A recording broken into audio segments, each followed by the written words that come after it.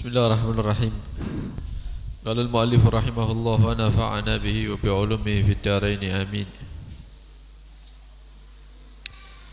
Wa la tabul qa'iman illa an daruratin wajma' fil istinja'i baina isti'mal al-hajari wal ma' fa idza aradta al-iktisar ala ahadihima fal ma'u afdal.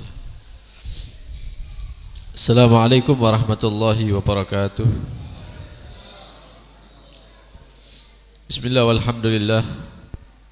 Wassalatu wassalamu ala rasulillah Sayyidina wa maulana Muhammad bin Abdullah wa ala alihi wa sahbihi wa man walah wa la hawla wa la quwwata illa billah. Amma ba'd. Alhamdulillah, dipertemukan kembali oleh Allah subhanahu wa ta'ala dalam majlis ilmu. Mudah-mudahan kita semua mendapatkan ilmu yang manfaat, mendapatkan barakah dari Allah subhanahu wa ta'ala. Amin ya rabbal alamin. Hadirin hadirat rahimakumullah, melanjutkan pembacaan kitab Bidayatul Hidayah karya Al-Imamul Ghazali rahimahullah. Setelah kita membahas tentang tempat-tempat yang dilarang kita buang air kecil atau buang air besar di situ, kemudian juga telah kita bahas cara buang air, jongkoknya sudah kita praktekkan. Malam hari ini kita melanjutkan. Beliau Al-Imamul Ghazali menyatakan wala tabul qa'iman, janganlah kita kencing dalam posisi berdiri. Wala tabul qa'iman, jangan kencing berdiri. Jangan kencing berdiri. Kencing posisi seperti yang kita praktekkan kemarin. Adapun buang air besar, jarang orang itu buang air besar dalam keadaan berdiri. Jadi yang sering itu kencing dalam keadaan berdiri. Ini dilarang oleh syariat, dilarang oleh Nabi SAW. Dan di tahun-tahun terakhir baru-baru ini ternyata terbukti ya bahwa kencing dalam keadaan berdiri itu menyebabkan beberapa penyakit. Di antaranya penyakit yang berkaitan dengan perut dan ginjal.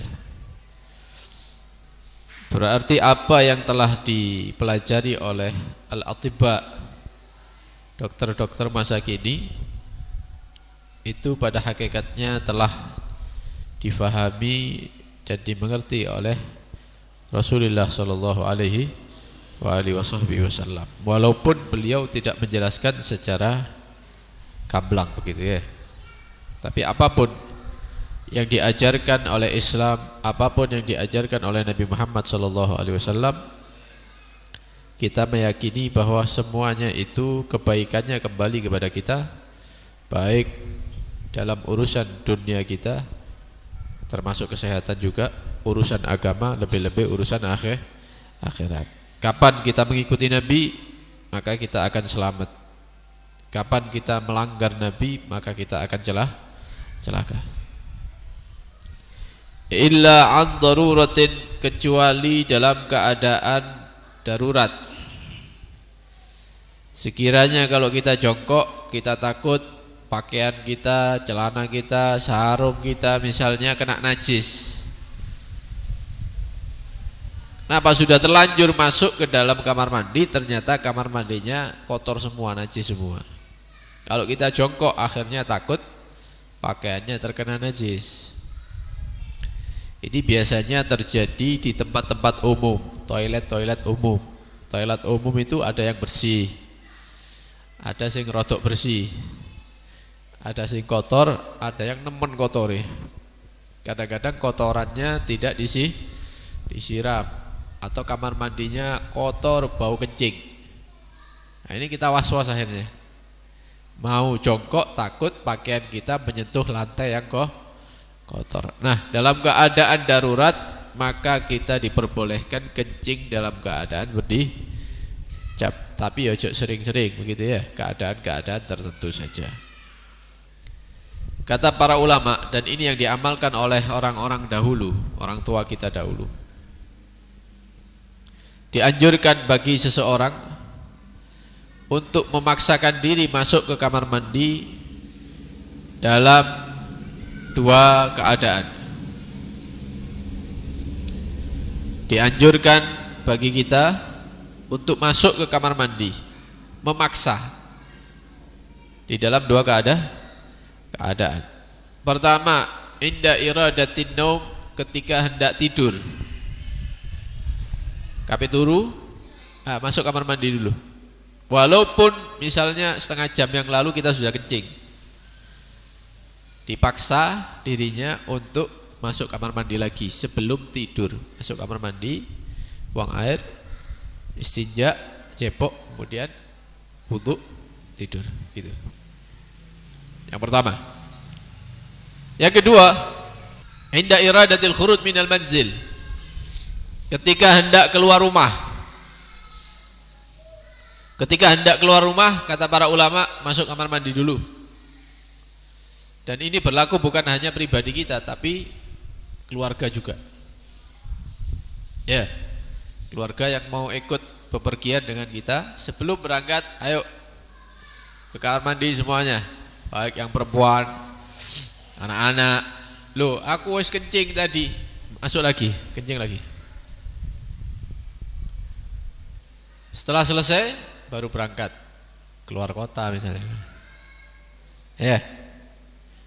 Satu, manfaatnya, di antara manfaatnya, kita tidak nahan-nahan kencing di perjalanan. Dua, tidak mengharuskan kita berhenti perjalanan. Mandek akhirnya, yang asalnya bisa lanjut gara-gara ke kamar mandi akhirnya berhenti. Yang ketiga, ditakutkan toilet umum yang kita pakai adalah toilet yang kotor. Akhirnya mengharuskan kita buang air dalam keadaan berdiri tadi itu. Yang keempat, utamanya bagi perempuan, terutama keluarga kita perempuan, jangan dibiasakan buang air di toilet-toilet umum. Karena perempuan ini butuh penjagaan khusus. Ya. Dan kita tahu zaman sekarang ini, ya, perantara untuk melihat aurat perempuan itu banyak dan di mana-mana. Tidak harus di kota, walaupun di pedesaan juga terjadi hal-hal tersebut, ya, dengan HP direkam misalnya, atau dengan kamera dan seterusnya. Oleh karena itu, bagi perempuan tidak dianjurkan untuk buang air di tempat-tempat umum. Jadi sebelum musafir, sebelum berjalan, dipaksa untuk masuk kamar mandi. Nah. Wajma' fil istinja'i baina isti'malil hajari wal ma'. Termasuk sunnah Nabi SAW, ketika kita selesai buang air kecil atau buang air besar, hendaknya ceboknya memakai dua perkara. Pertama dengan batu, yang kedua dengan air. Ini sunnah yang banyak ditinggalkan sama umat sekarang ini. Padahal hal yang seperti ini mendapatkan pujian langsung dari Allah Subhanahu wa ta'ala. Di dalam Al-Quran, Allah Subhanahu wa ta'ala berfirman, fihi rijalun yuhibbuna an yatatahharu wallahu yuhibbul muttahhirin. Di daerah itu ada sekelompok manusia yang senang membersihkan diri, mensucikan diri, dan Allah Subhanahu wa ta'ala mencintai hamba-hamba yang membersihkan dan mensucikan dirinya. Ayat ini menurut para ulama turun kepada penduduk masyarakat Kuba. Kalau antum umroh kan ada Masjid Kuba itu, ya. Nah, dulu ada warganya di situ. Mereka dapat pujian langsung dari Allah Subhanahu wa ta'ala bahwa mereka adalah orang-orang yang suka membersihkan dan mensucikan diri, dan Allah mencintai mereka.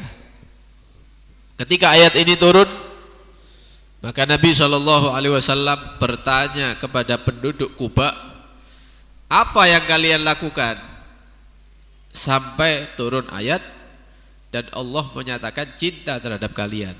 Maka penduduk Kuba menyatakan, kami kalau buang air, ceboknya, istinjaknya pakai 2 batu ditambahi air, mendapatkan cinta Allah Subhanahu wa ta'ala. Nah, ini perkara yang remeh tapi ditinggalkan oleh banyak manusia.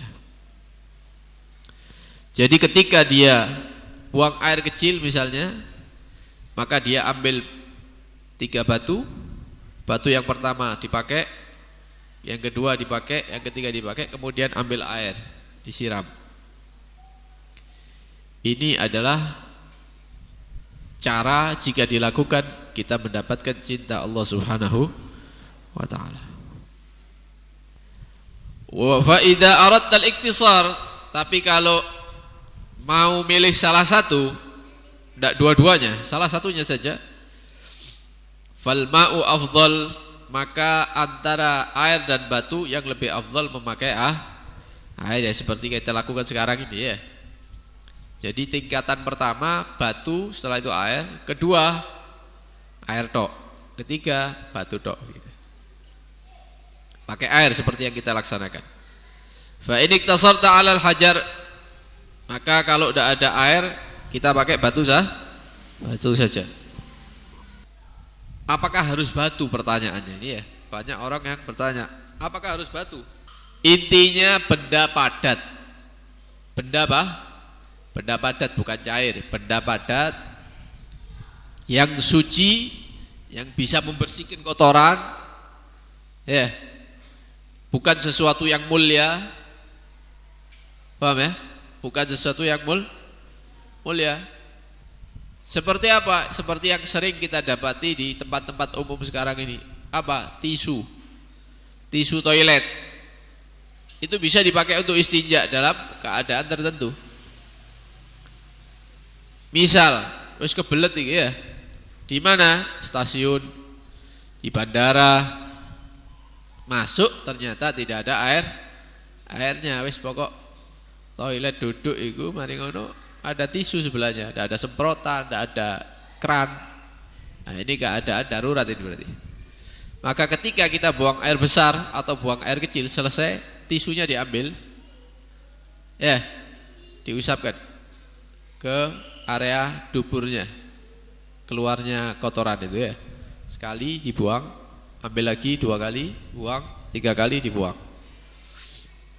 Suci, selesai. Atau buang air kecil, kencing, sama juga.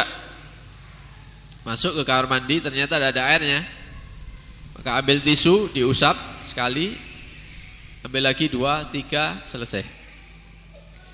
Berarti tidak harus batu. Kalau dahulu memang semuanya pakai batu. Kalau sekarang ini semua benda padat yang suci, yang bisa membersihkan najisnya, dan bukan sesuatu yang mulia. Mulia seperti apa? Kitab pengajian ini kayak cewek. Ini tidak boleh. Atau malah Al-Quran bisa murtad nanti ya. Ya pakai tisu dan semisalnya tisu. Baik. Ini kalau tidak ada air, maka diusap dengan batu atau tisu tadi itu 3 kali, ya, supaya menghilangkan benda najisnya, kencingnya dan kotorannya. Kemudian kalau masih tersisa kotoran, ketika kita pakai tisu masih ada kotoran, sudah 3 kali ada kotoran, maka wajib ngambil tisu lagi, diusap sampai 4 kali. Kalau si kotor lagi 5 kali sampai bersih. Jadi itu hukumnya sampai bersih, itu hukumnya wajib. Ya, hukumnya wajib. Wala tastanji illa bil yadil yusra, dan janganlah istinja cebok kecuali memakai tangan kiri. Memakai tangan kiri. Ini sesuai dengan hadis Nabi SAW dari sahabat Salman radhiyallahu anhu. Beliau mengatakan, nahana, Nabi SAW melarang kita annastaqbilal qiblah li ghaitin aw baulin, kencing atau berak menghadap kiblat, au an astanjiya bil yamin, atau istinja memakai tangan kanan, dilarang sama Nabi. Au annastanjiya bi aqal min thalathati ahjar, cebok dengan batu atau tisu tadi itu kurang dari 3 usapan, minimal 3 dengan syarat bersih. Au annastanjiya bi azmin, tidak istinja dengan tulang-tulang. Ada tulangnya kambing, tulangnya kalau di sana tulang unta, ada ya. Kalau di sini kan sapi. Itu tidak boleh dipakai istinja. Kenapa? Karena tulang itu termasuk sesuatu yang dihormati dan dimakan. Siapa yang memakan? Kelompoknya jin yang makan tulang itu. Kalau kita kan makan dagingnya. Nah, kalau sudah kita buang, itu di alam jin, tulang tadi itu keluar dagingnya lagi, tapi tidak terlihat. Jadi alam kita tidak terlihat. Keluar lagi kemudian dimakan sama mereka. Oleh karena itu, jangan nyimpen sampah di dalam rumah. Jangan nyimpen sampah di dalam rumah. Sebelum tidur dikeluarkan sampahnya. Sore misalnya, dikeluarkan di luar, jangan dibiarkan di dalam rumah sampah-sampah itu. Kata Sayyidina Ali bin Abi Thalib, barang siapa yang terbiasa meninggalkan sampah sampai nginep sampai besok, ini penyebab rezekinya macet, penyebab mendatangkan, mengundang kefakiran itu ya. Karena itu orang-orang dulu itu tidak ada yang nginep no sampah di rumah, itu tidak ada ya. Tiap hari sebelum malam itu sudah dibuang semuanya. Nah, jadi jangan istinja cebok menggunakan makanan, roti misalnya dan semisal, atau makanannya jin seperti tulang tadi. Jadi kita dilarang oleh Nabi SAW istinja menggunakan tangan kanan ya, tapi menggunakan tangan kiri. Bil yadil yusra. Wa qul indal faragh, dan katakan, ucapkan ketika sudah selesai daripada istinja, apa doanya? Allahumma ya Allah, tahhir qalbi, sucikan hatiku, minan nifaq, dari kemunafikan, wa hasin farji, dan jagalah kemaluanku, minal fawahish, daripada perkara-perkara yang fahish, yang buruk ya, yang berkaitan dengan kelamin seperti zina dan sesuatu yang mengarahkan kepada zina. Al-liwat, suka sama jenis, itu termasuk fawahish, keburukan kelamin itu ya, ataupun yang mengantarkan kepada suka sama jenis.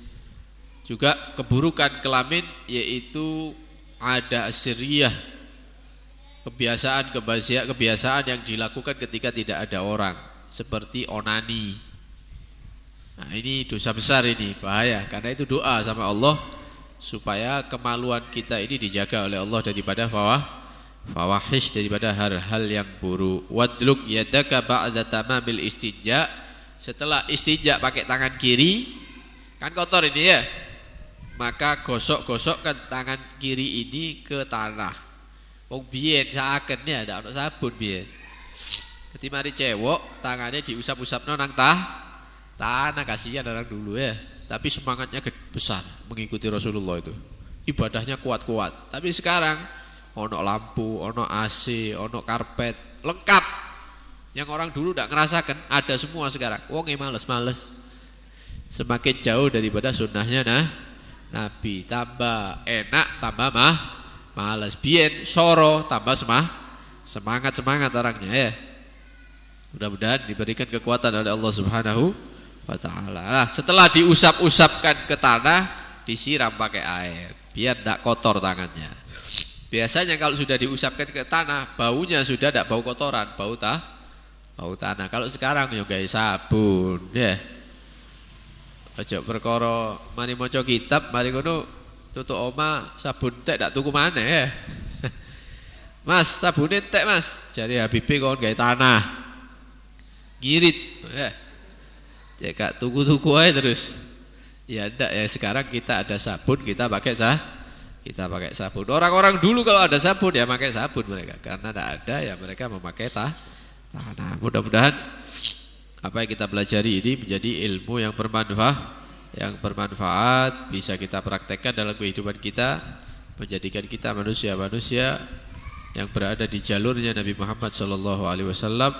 Amin ya rabbal alamin. Sallallahu alaihi sayyidina Muhammad wa alihi wasallam. Walhamdulillahi rabbil alamin. Assalamualaikum warahmatullahi wabarakatuh.